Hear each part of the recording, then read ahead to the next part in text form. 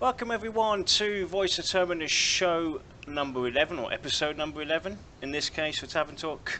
Joined today by Lex. Say hello, Lex. Hello.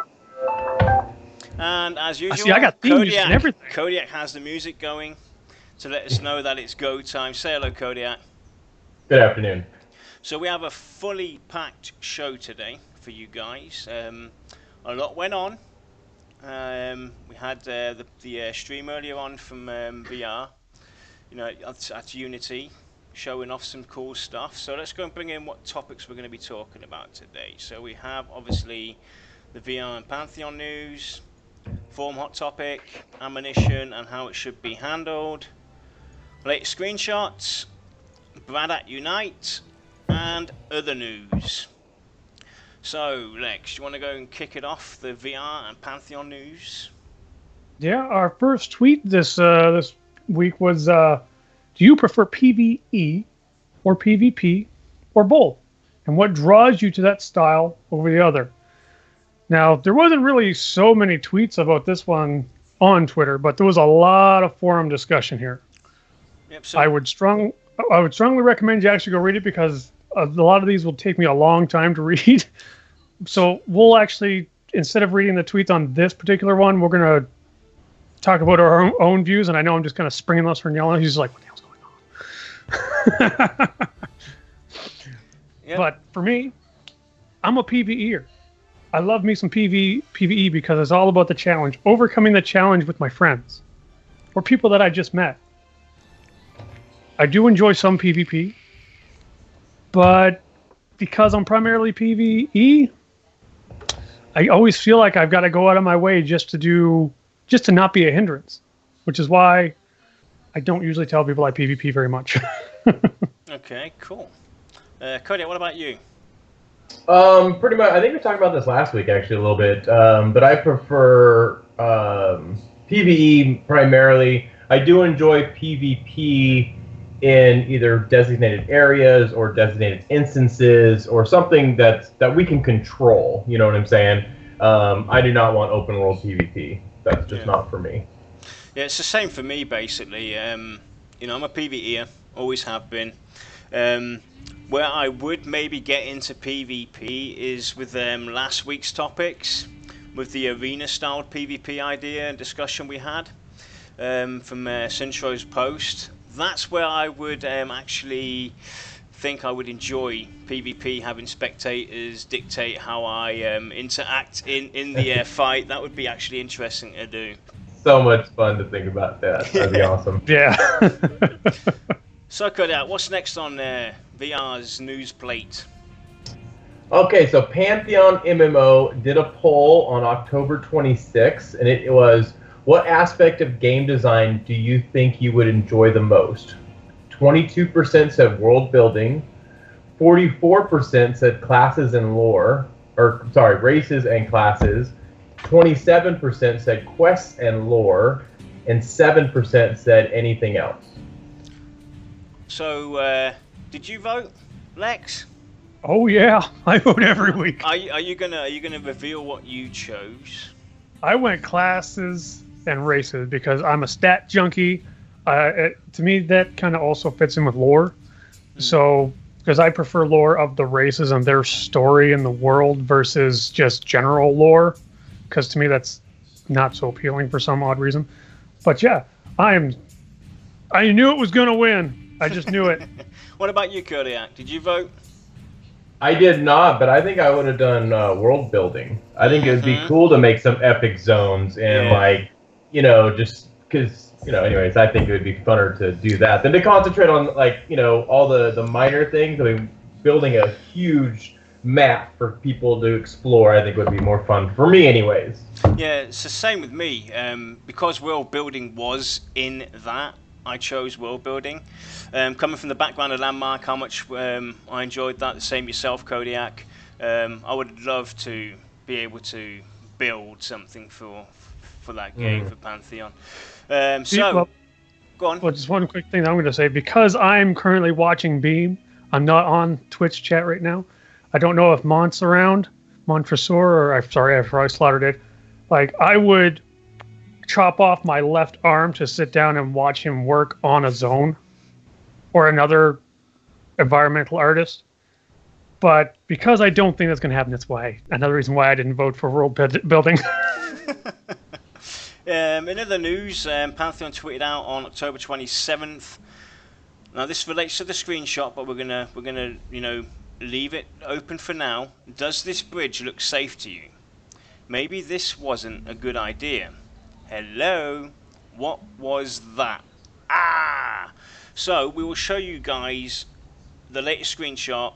It's pretty cool, but that will come a little later, so you have to be patient with that one. All right. Pantheon MMO did another poll on October 29th, and it says, I like PvP in my MMO. 21% I like a root canal. 14% on every server. 35% said only on special servers, and 30% said in designated areas. What do you guys prefer? Myself, I'm going to admit I'm in the 35% zone, only on special servers. If they brought in the arena-style PvP, getting back on that, I wouldn't mind it being on my PvE server as well. But only if it's the arena-style PvP idea that Sintro and us and the community discussed last week. Mm-hmm. I actually chose in designated areas because I consider instancing a designated area. Yeah, pretty much. I'm fine with open world PvP, but they have to be absolutely sure that's what I want to do, and they have to design that area so that if I'm a PvEer doing quests, you're not going to force me to go through it or into that area to finish a quest for PvE. Crossing streams like that is very bad. Ghostbusters have taught me anything. Crossing streams is bad. Don't cross PvE and PvP streams. Yeah, see, and I like in designated areas also. I know last week we talked about I liked how Warhammer did it. Like, you did your leveling and then you end up in a big arena area doing some, PvPing, and then if you didn't want to participate, you didn't have to. You just go around it and keep on leveling. And or like you said, instant zones for PvP, same kind of scenario. Yep. Cool. Well, the next tweet that they got was, what is your most memorable group experience that you've had? And what did you accomplish? And I don't know why, but I seem to be the first person to comment on these all the time.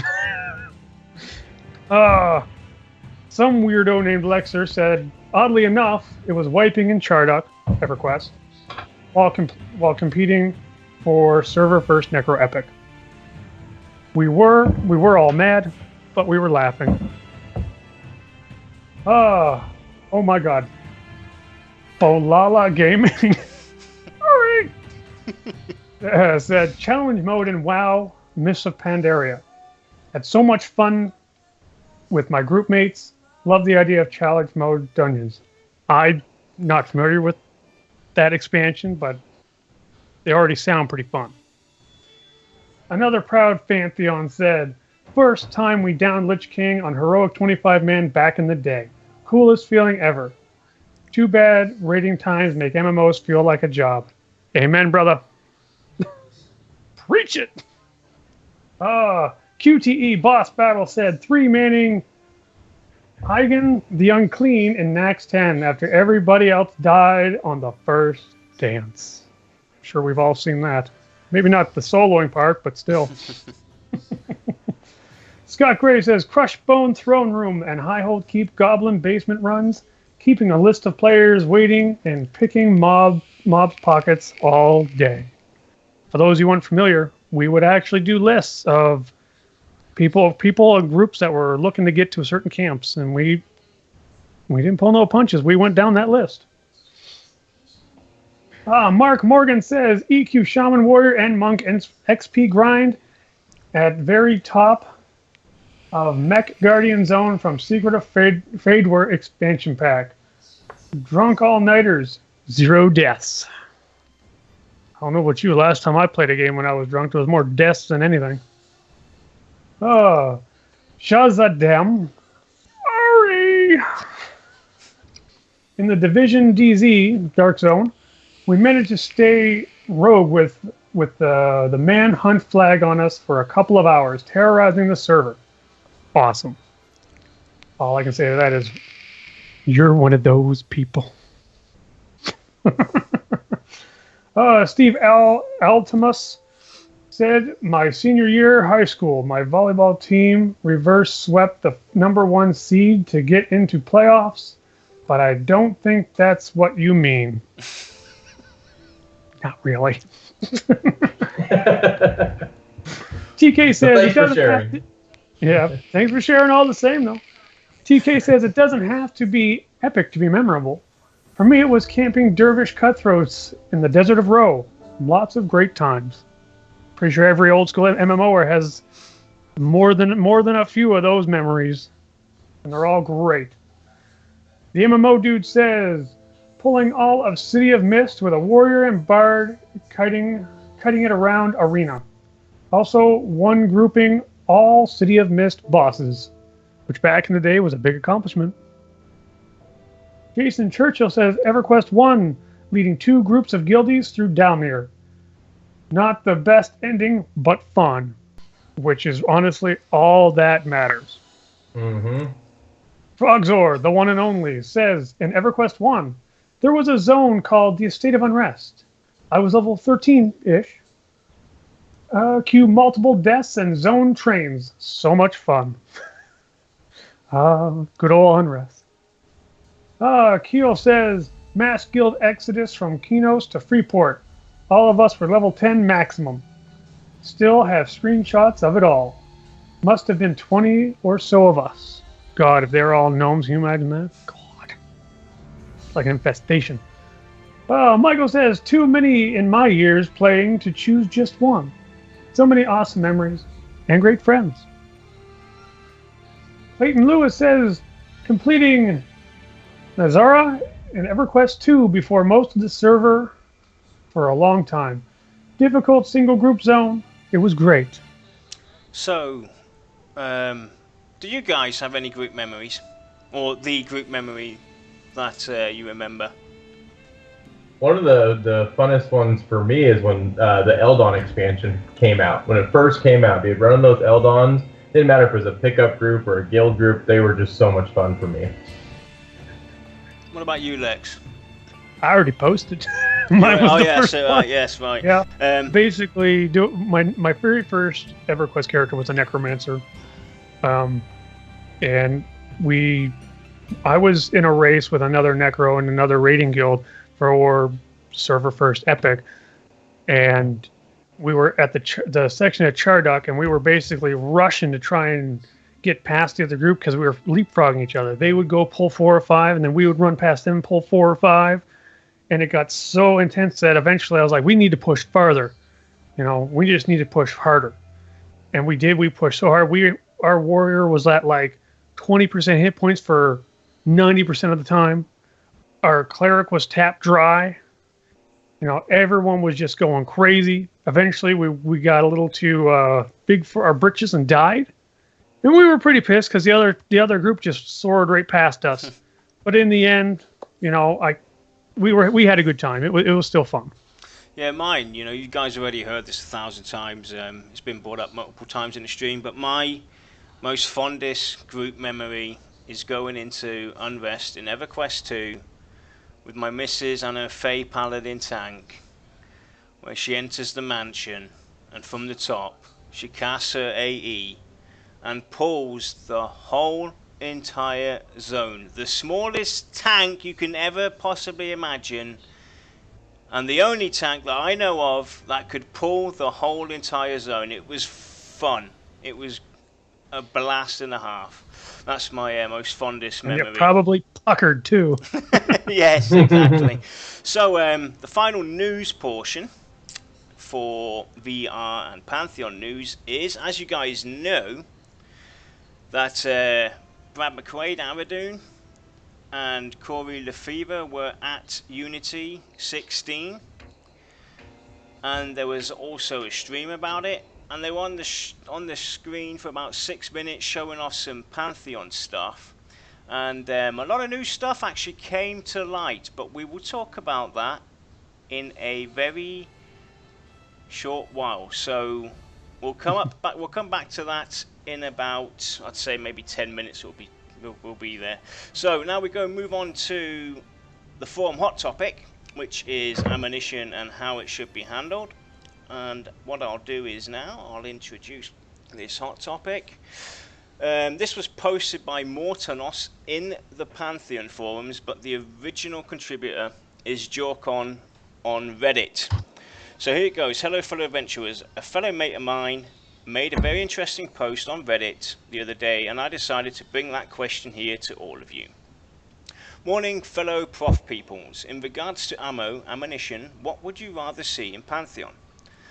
For those new to the game, what I mean is range classes like an archer or someone with a rifle pistol would have to craft actual bullets or arrows to use their class. As you level, you would get more powerful ammo, or some might have element effects or other effects like piercing damage, poison, blunt damage.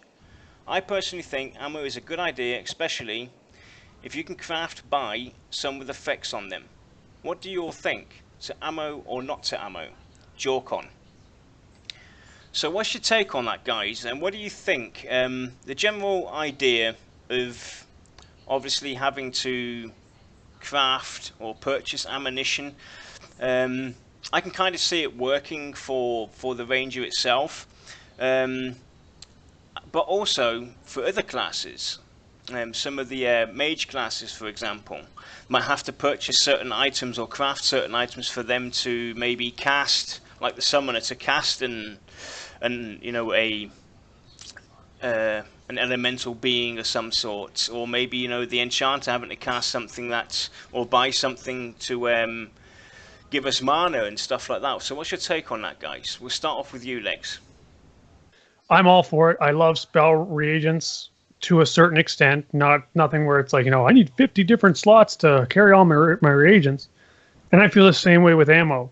Ammo is great, but there can't be a point to where it's preventing me from using my inventory space effectively.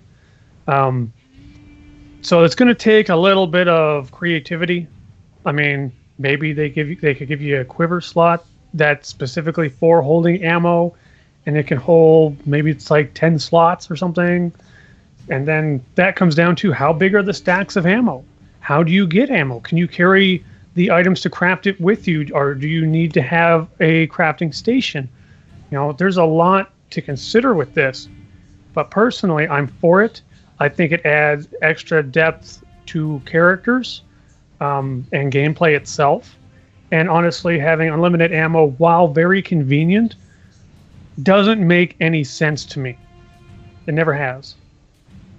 Kodiak. Okay, so I'm gonna take this kind of off the train here. Okay, so like if a caster has the ability to use the little stones in his living codex to affect his ability, or you know, the way the spell is casted, whether it's dot or give it stronger or whatever. If a ranger, if that's his primary source of damage, why couldn't they do something like a living codex type scenario for an arrow, and let them able to change out the seals and the stones and modify that arrow, you know, to do more damage? Give it a poison proc, give it, you know, an AOE effect, give it a sharpening, something. You know, I really like that idea. I mean, if a wizard could do it with I his could spells, slot in different things and then change from fire arrows to poison arrows. Yeah, but what about I like that. There's some arguments, basically, you know, pros and cons for this idea, and the general consensus is basically, well, if a ranger has this, let's call it a disadvantage for now, that he has to go and craft his weapons or purchase arrows, etc., then it should apply to other classes like maybe the summoner or enchanter, etc. The comparison, basically, to make it fair, keep it fair for everybody, is it's not quite on, because the way I see it, you know, the ranger is using natural resources. to an extent, you know, the arrows basically would be made out of wood and whatnot, and have like a spike. So he should have to go and purchase and craft his ammunition. But on the same side, I still see to some point where a mage, you know, a wizard, the summoner, enchanter, at some of their abilities would have to go and purchase spell regions.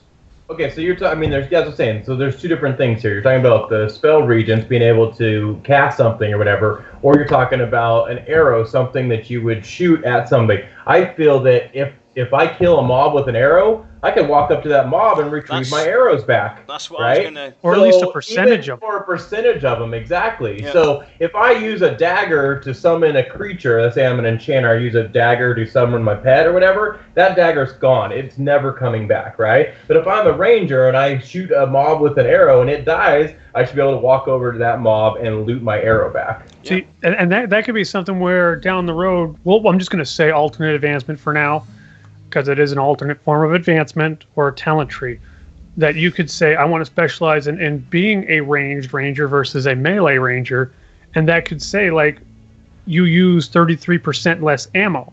So well, every shot... you're going to miss, too, right? So you're going to shoot an arrow, and it's going to be a miss. That arrow's gone. You can never get it back. But if you hit the mob and it dies, you should be able to get all your hit ones back. They had a system in EverQuest 2 where you as a ranger would get a spell, and it would basically advance, you know, level after level. It would grow. The next level of that, or the next tier of that spell, you would have, you know, better ammo and more ammo.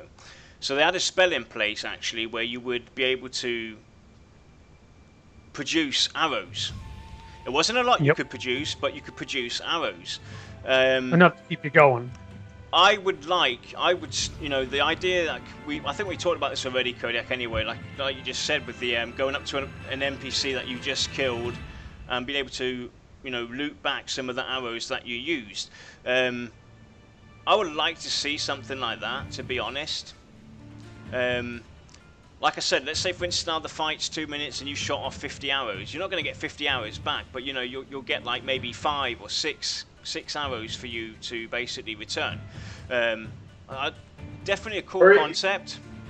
I mean, even Frog is saying maybe it is an AA ability that you increase the percentage of the amount of arrows that you can retrieve off of the dead mob. So say that, I mean, that would be totally cool. I just don't want to see, even though I know the Endless Quiver was amazing in EQ1, right? Because then you could just spit by the most awesome arrow, stick it in your ammo slot, and you'd have 10 million of them. You never have to use it again. But I just don't want to see something like that. I do want to see a money sink when it comes to, or like I said, you have to go and you have to farm the mats to craft the arrows, and you're going to hold those for the fight, right? For whatever the fight is. If it's a epic mob or a raid or whatever, you're going to want these specific arrows for that fight. Yep. Like, you know what I'm saying? Yeah, it's basically, you know, they should try and, you know, through the AA tree, if they bring in something like that, give you a reason to actually go out and gather arrows and everything, and give you advantages, like you already talked about: poisoned arrows, fire arrows, ice arrows, and, you know, let you specialize somewhat as well. It should be something special. I personally don't see it as a big disadvantage. You having to go over to the NPC that's just been slain, you know, kneel down and loot your arrows back. Obviously, it's going to be up to you to make sure that you have enough arrows as a ranger. You know, remember to loot the monster. It's not a. It's preparation. It's preparation basically. And getting on to the other classes, because I do agree to some point that you know, the mage classes should have also a so-called ammunition. Well, then you're talking about, like I said, you're talking about regiments to cast a spell versus a tangible item that is in the world, as like an arrow or a Chinese star for a monk or a dagger for a warrior. I mean, I could even, you know, throwing knife. Yeah, but those are things that they should be able to loot. Yeah, but it's just, that's the looting part. We're talking about ammunition here, gaining ammunition. Like for instance, the priest, the healers. Mm-hmm. Let's say the healers can actually res somebody. Let it cost me as a cleric. I have to go out and purchase a special item that I use. Right. Yeah, basically that when I want to go and heal somebody, I have to go and purchase this item like a spirit anchor. Yeah, I mean, certain things do make sense. I mean, rezzing someone is a very you think that's a very involved skill. I mean, you're bringing someone back to life. Saying that, well, you need to get some kind of religious symbol or whatever, that's fine. I mean, to me, that makes sense because it's a pretty big deal to be able to do that. Yep. You know? Mm-hmm. And so the reagent should be reserved for very specific spells. You know? Correct. Not everything. Not like, oh, to throw a fireball, I need to have like a flaming ball of tar. And, obviously, every time I always hated that when I played my druid and I had to have a freaking fire beetle eye. Yeah, I hated that. Yep, I hear you. I hear you. I'm right there with you. I am right there with you. I mean, it just makes sense basically at some point. Yeah, the one thing they really need to stay away from though is doing something like that for things that are used on a very, very, very common basis. Like if you remember from EverQuest, what was it, Aegis, that required a Peridot, a little gem Peridot to cast for a cleric. Tip. It was for and they were expensive. Yeah, they were like 12 flat. I mean, it was to the point where you were in a group and you actually reimburse your cleric first, but that was a buff. It was a buff that you really couldn't do without. That to me shouldn't have a reagent because you're going to use it a lot. It's the same with the wizard, though, isn't it? And the wizard is the best example where this would not come into play. Him firing off his fireballs, or lightning strike, or ice strike, or whatever. That's something that he has learned over time to control these elements. He would not need a reagent of any sort to shoot off fireballs. You know, you've seen it in multiple movies and in fantasy films and in books and whatnot. You don't see them actually having an item in their pocket or whatnot to shoot off a fireball. So that's where it would basically be of no interest, or would make no sense to put something like that, a restriction for a wizard. The wizard would be the only mage class where I would see him not having to use stuff like that. No, I don't even think that. I just think that, like Lex said, specific spells that need that are for a specific reason, I could see that it would make sense. Like if you're summoning a creature, or like you said, just the certain things. But like I said, most attacks or buffs or whatever, there's no need for it. I mean, it's like rezzing somebody, teleporting somebody. You could have like soul stones. You need a soul stone to basically bring that body to you.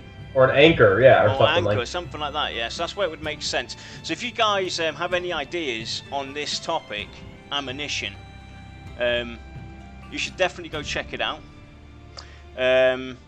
You got anything else to add to this, guys? I know it's a short topic. I'll address a few things from chat. Go on then. On this, on the whole reagent side of things, it's up to the game designers to make sure that it's not expensive and that the quality of the spell scales with the cost. Because having something be 1 gold at level 1, when it takes 6 kills to get roughly 1 gold, doesn't make sense to do the same thing at level 60, because then your cost involved is virtually null and void. But on the flip side, if you have it too expensive, it's not worth using. Well, if it's like a single person port, let's say it uses 1 anchor stone, right, for a single person port, and you're going to port your group, it should take 6.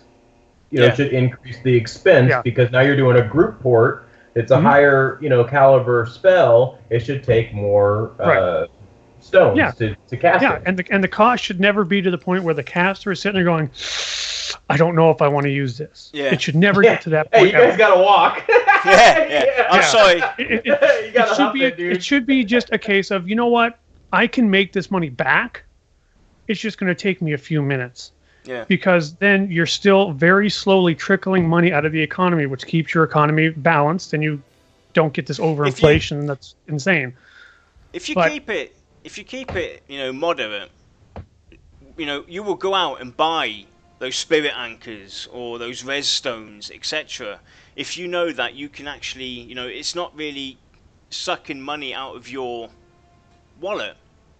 You will then go and happily spend it, because you know that if you go out after half an hour or an hour of playing, you've regained that money, and on top of it, as Well, well. like I said, if as long as the cost is set to whatever, it will dictate what you go and do and how much you're going to make and spend. I mean, that's just the normal game economic. Right. And it's not necessarily a fact that if it's not expensive, it's an unnecessary time sink, because it will be inexpensive to the point where, yeah, you're down a little bit of cash, but you can still save money up for that next big item in the auction house or the next item from a crafter.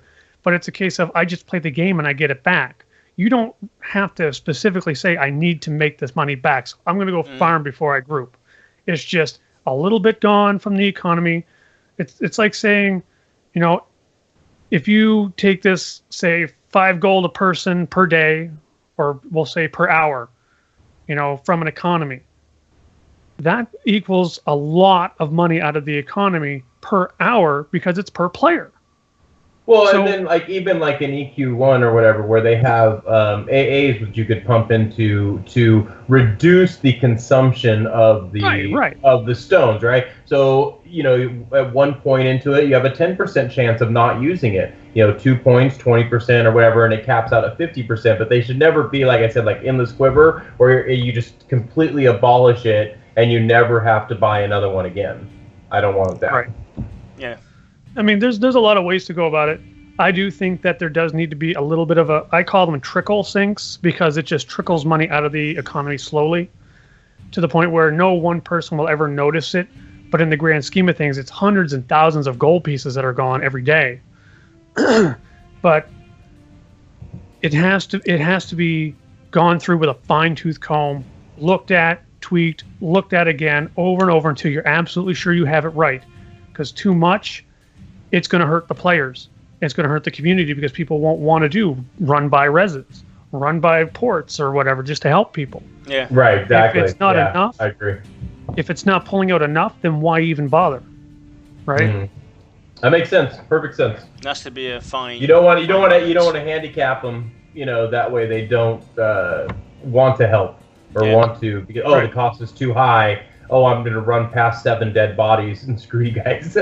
Right. And there's nothing there's nothing to say that later on you could add specializations that reduce your reagent use. Maybe you get a 20% chance to be refunded the reagent. Who knows? I mean, because we don't have a lot of information on stuff like skills, advancement, talents, whatever, it's really hard to basically say this should be in the game or it should be done this way. This is a nice idea because of these versus this. Now, if something changes down the road, you have to go back and reevaluate. It's like, well, maybe it's something to where as you level, you get a hidden percentage, like 5% a level, to not use any reagent costs to the point where it costs you nothing. I mean, okay, if that's the way they want to do it, fine. But that means you really need to think of a way to add an extra sink for cash at the end game when the player's basically buying one reagent, which is using up an inventory slot, and never has to worry about replenishing. It's a very, very touch and go game here with this stuff. Mm-hmm. Yeah, awesome. So let's go move on. If you guys want to have an idea out there in Beam or Twitch land regarding ammunition, how it should be handled, have a cool concept or anything, join the topic discussion. Post it there. Let VR know what you think about this idea.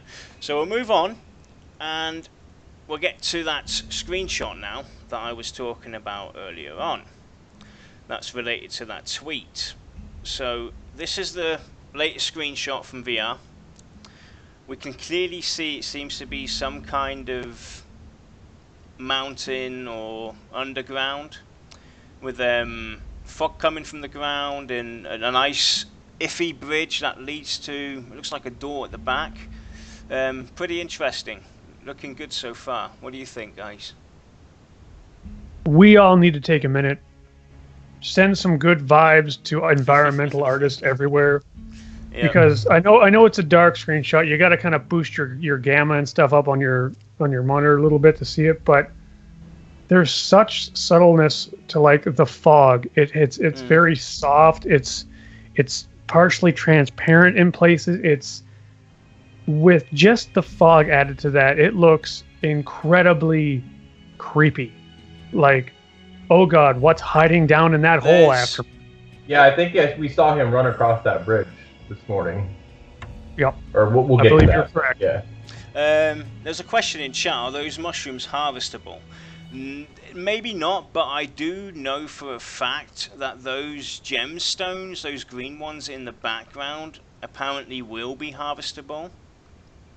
I think it was in either the first or second stream where they went into... No, actually it was the second stream where they went into Black Dagger's Keep and they had those also lying around.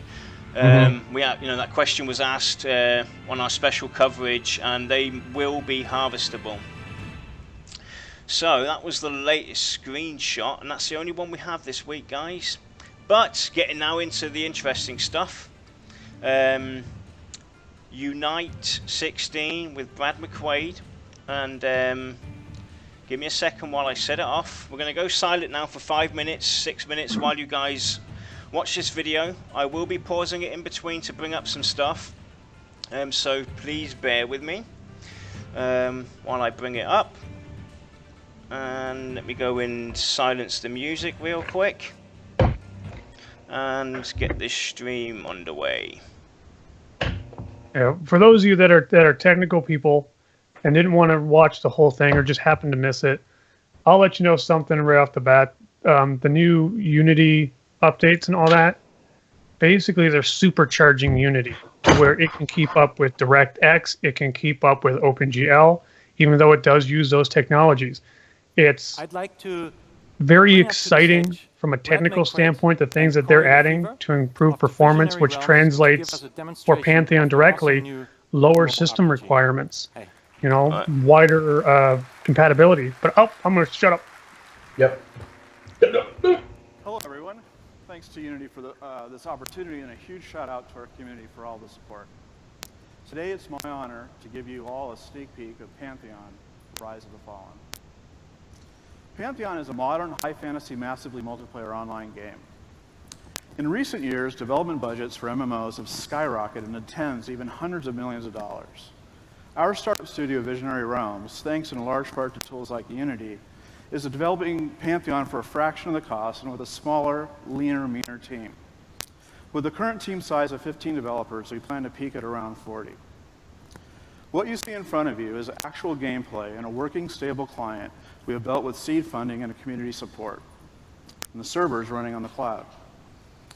Let me tell you how this is possible while Corey takes us on a quick tour of Avenger's Pass, a region players will start adventuring in fairly early in the game. With tools like Unity available to us, the entire process of building an MMO has become immeasurably more efficient. Take a look at the graphics you are seeing here. This is a detailed and... I'm going to pause it right here, right now.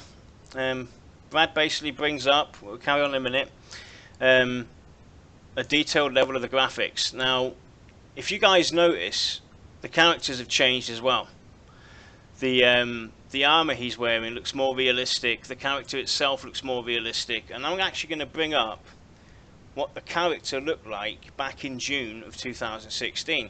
Now, please bear with us, it's a choppy picture. Unfortunately, there was no high-res version to get this, but you can clearly see that there is a difference. And please go rewatch the stream from June 2016 and have a look at the character models there and compare with this right now, what we have on the stream. It's come a long way. So these guys have been busy working on a lot of stuff, and there's other stuff that does come to notice as well, but I'm going to go and carry on with the video right now. Epic world, and even though the final art pass has yet to be done, you can already see the quality and the depth of the visuals. To say the least, we're very happy with the results. In the early days of making MMOs, we had to license an engine to make the game. Typically, the engine was designed for first-person shooters, and we would have to spend significant time and resources modifying it to get it to work for an MMO. With Unity, those days are over. With its efficiency, ease of use, the Unity store, and C#, we were able to jump right into building the game. And it's important to note that we did not even have this luxury even a few years ago. This kind of simplicity in development, however, doesn't mean you need to sacrifice content or quality. As empowering as Unity is to teams with only a handful of people to make fun and engaging smaller games, it is equally empowering for large projects where experienced developers can leverage its capabilities in a rich library of plugins to create massive worlds. Worlds filled with thousands of players, NPCs, stories, and secrets spread across many environments. Let's turn our attention back to the screen as it looks like Corey has found a cave and is about to explore a new zone himself. These are the caves of Halner. This dark and dangerous dungeon was created by our development team in a relatively short time span. This then gave our designers and programmers plenty of time to focus on game mechanics, things like combat, AI, and our own brand of questing, the perception system. Because we've not needed to fumble around with repurposing an engine, we've been able to create functional zones like Halner Caves, and instead of piecing together a vertical slice or demoware, we built actual game features to showcase to our crowdfunding community as well as our potential investors and publishers. This has provided us a stable and demonstrable client to get us essential feedback from interested parties. And what about our audience? Because the game is stable and playable at its current internal pre-alpha state with a fully functional game world, we've been able to stream live gameplay to our enthusiastic community, a community that already numbers into the tens of thousands. We have been able to host Let's Plays while the game is still under development, which not only helps us get the word out, but also gives us a platform to show our valued pledges what we have accomplished. Thank you, Pantheon community. You guys are amazing. There's that bridge.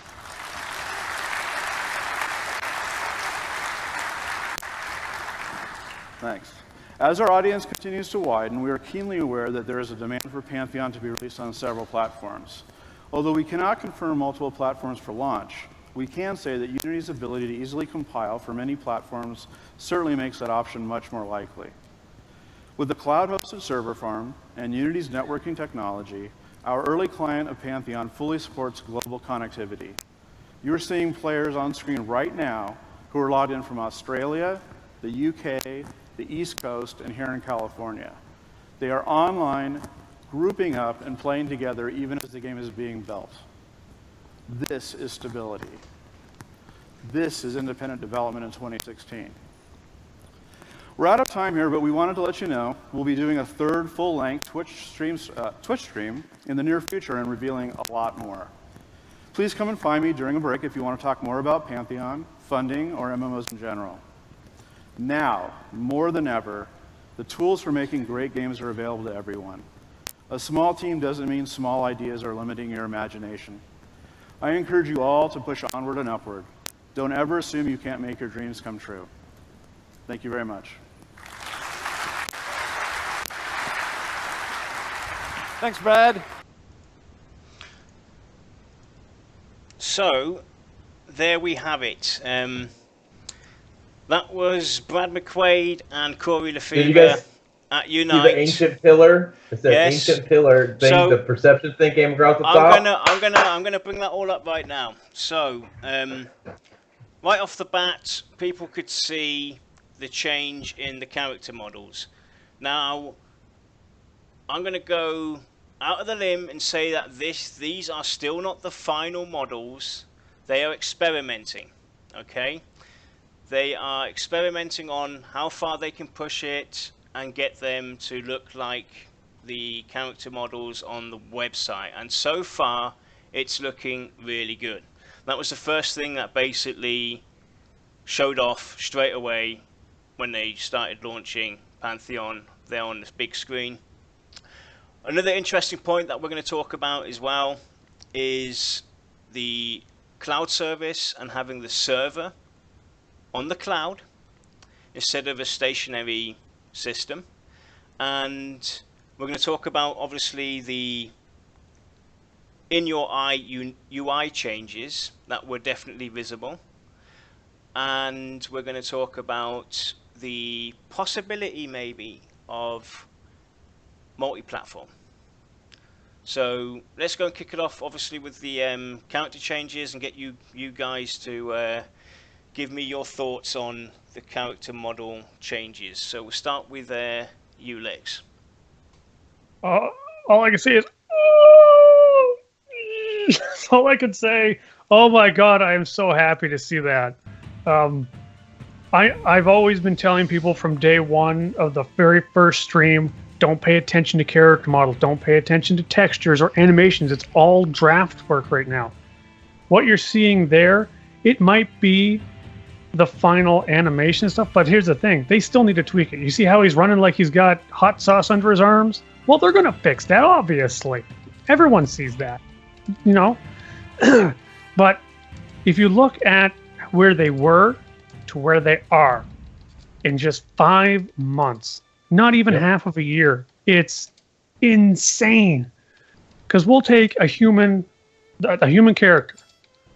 You have to do every possible animation that's sitting, standing, running, walking, jumping.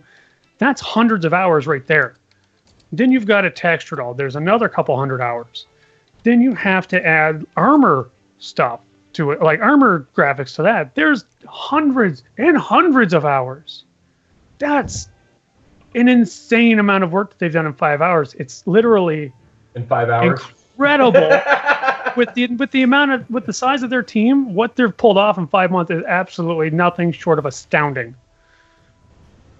All I know is I saw a remake of the humans, which was awesome. I saw a couple dwarves, and it looked like a couple elves, rather than them all running around in the same skinned things. So that right there was awesome. Yep, it definitely was. I mean, coming from a developer, you guys just, I know there's not a lot of developers out there, and I sound like super, super excited, is because if they can do that many changes in this short a time, let's say development does take them another 2 years. Can you imagine what they're going to be able to accomplish? Mm-hmm.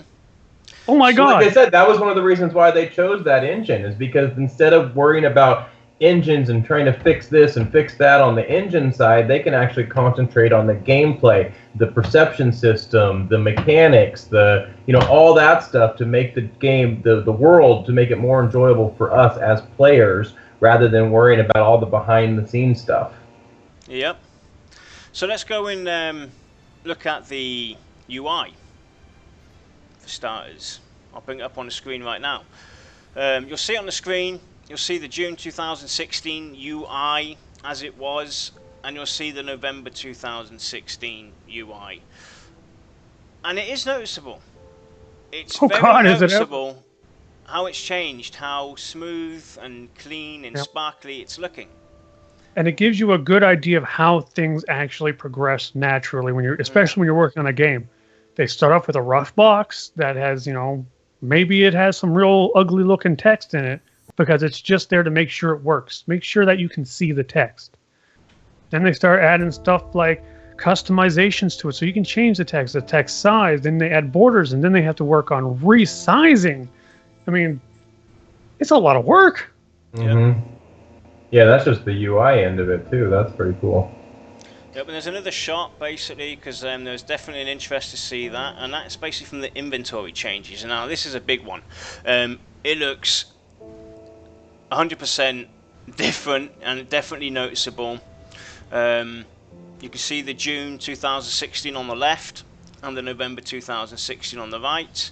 You have a dustbin actually right in the center where you can throw away your stuff right away. Your strength, stamina, agility, dexterity, etc. is all nice and clean and short. They've shortened the names for them as we know them to be.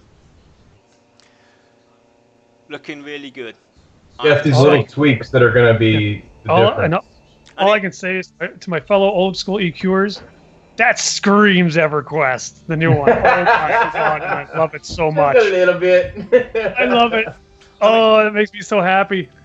And it just shows that these guys are definitely working on this game, constantly doing stuff to advance it, bring it forward, and I just can't wait to see the next live stream. So let's go and talk a bit about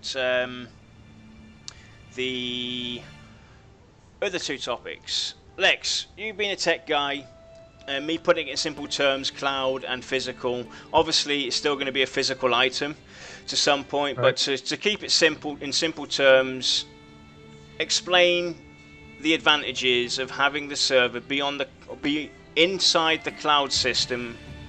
Okay. The first thing I have to let everybody know, cloud is a buzzword. It means nothing.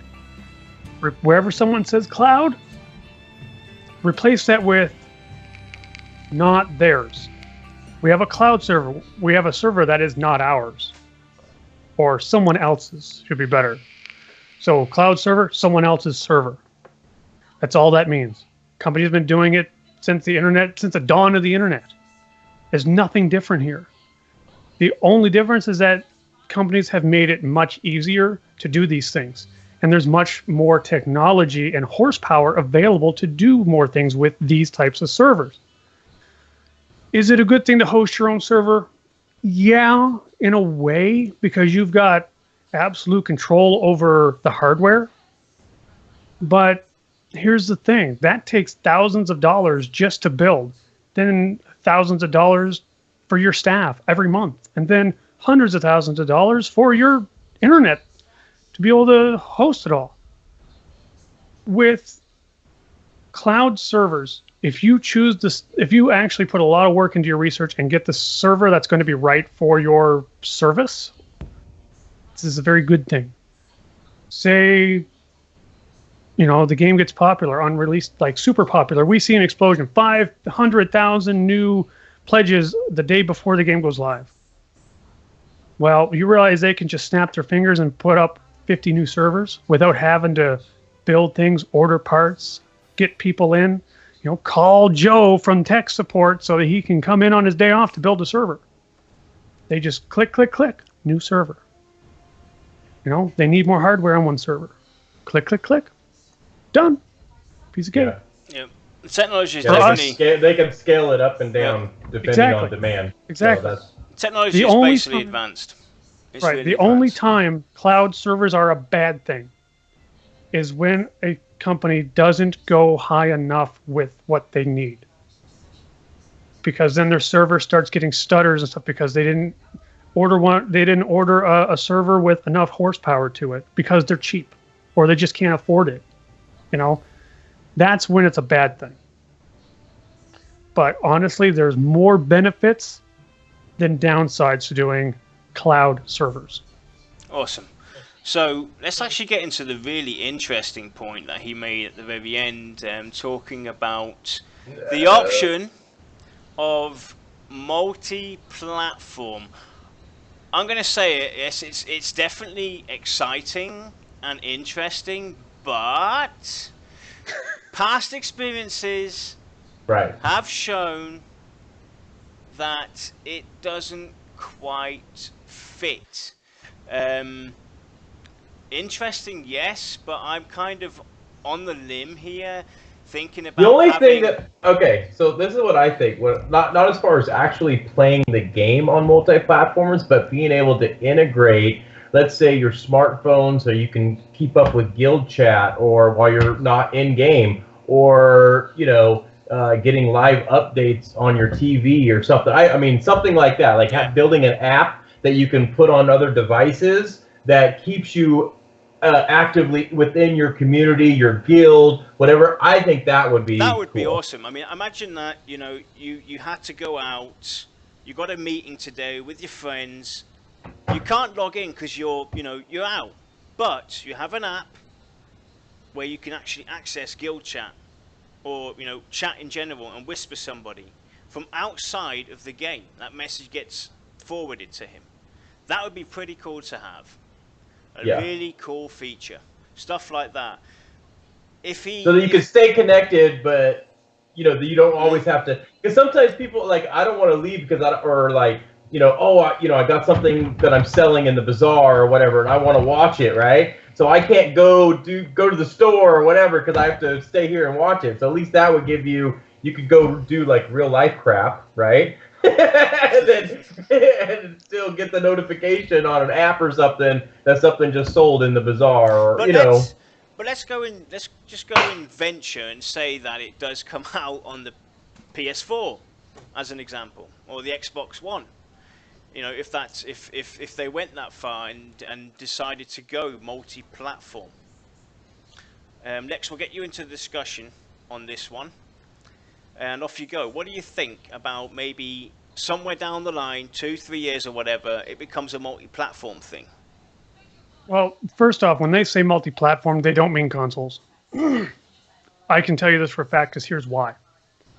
The only way you can pull off a PC and console port or version of the same MMO is if you have a lot of experience on both. Take Square Enix, Final Fantasy.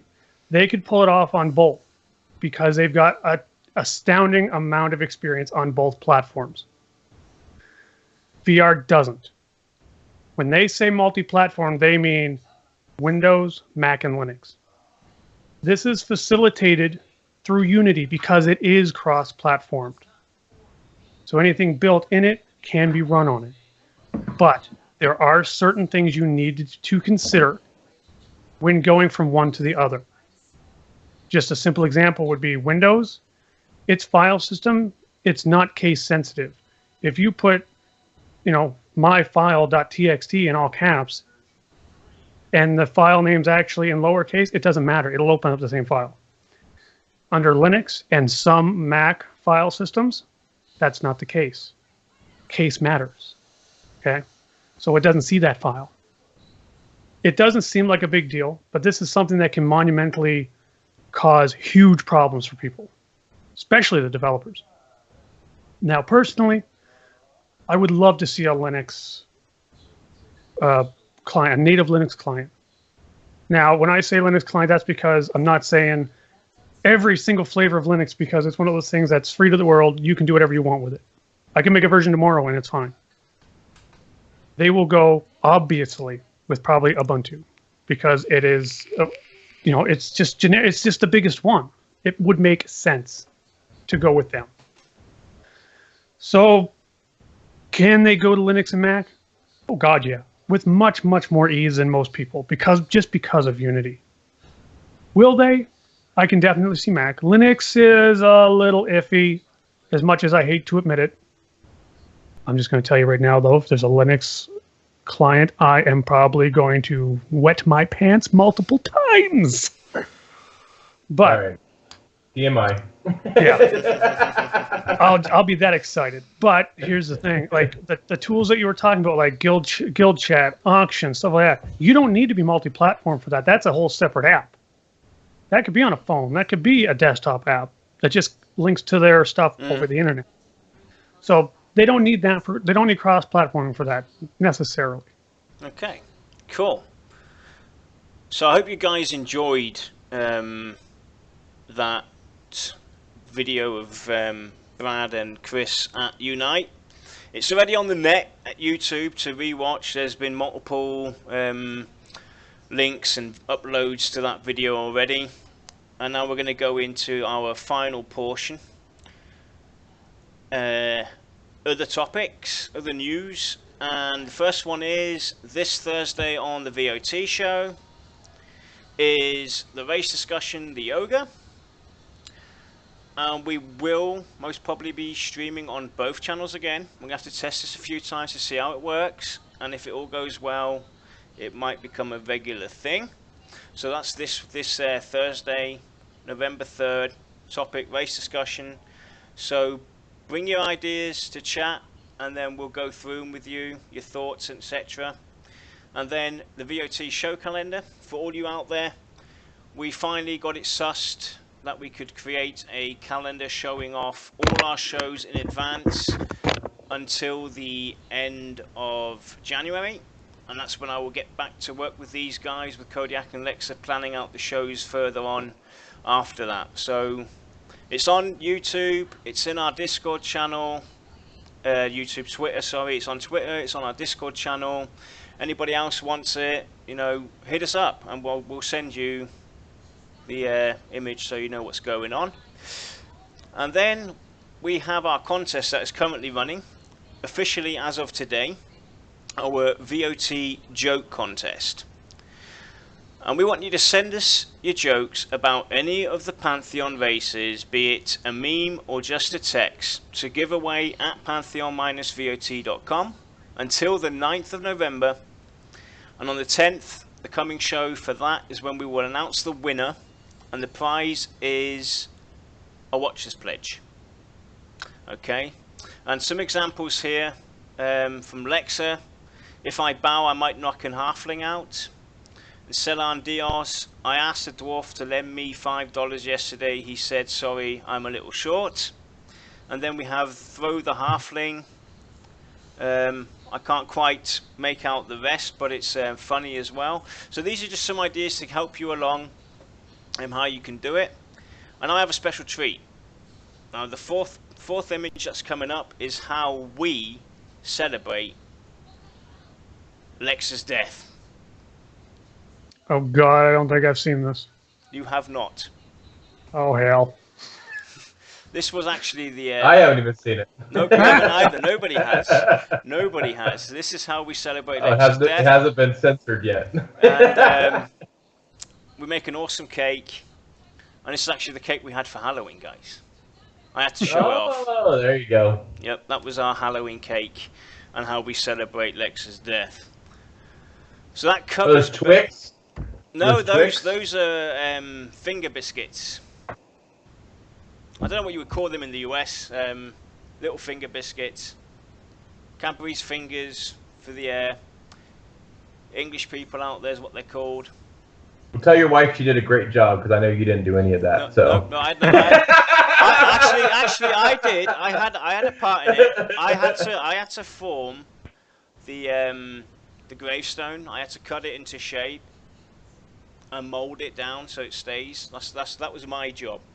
Ladyfingers, there we go. Glenn said it, ladyfingers. So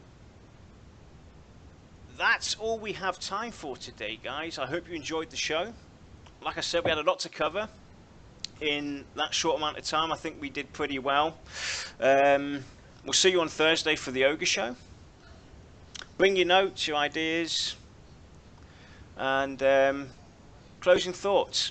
Lex, go. I can't even explain how excited I am to see the changes that we've watched today.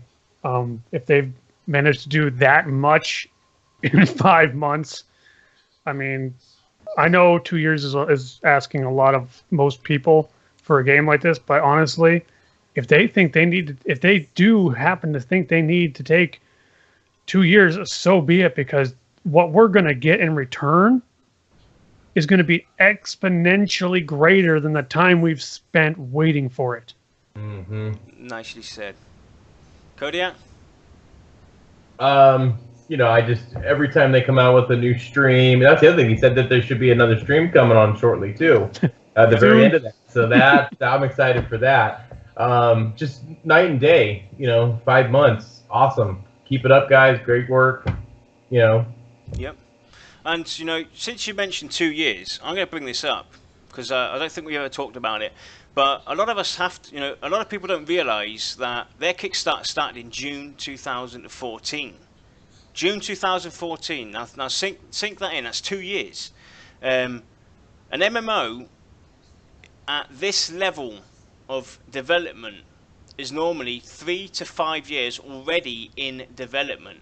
We don't know how much of that game was already in design prior to their Kickstarter. So this game has technically been out only 2 years as an MMO, and we all know that an MMO takes between 3 to 5 years behind the scenes, closed doors. Nobody's going to get any information. Best example, EQ Next was 6 years in development prior to them announcing it in 2013 with the release of Landmark. So, we have to be patient. It's only been 2 years for an MMO so far. For this game, we have to be patient. So if it takes another 2 years, they're still well ahead of the game. Well, the thing about it is, do you want a game that's going to fizzle after 2 years, or do you want one that's going to last for 20? That's what you got to think about.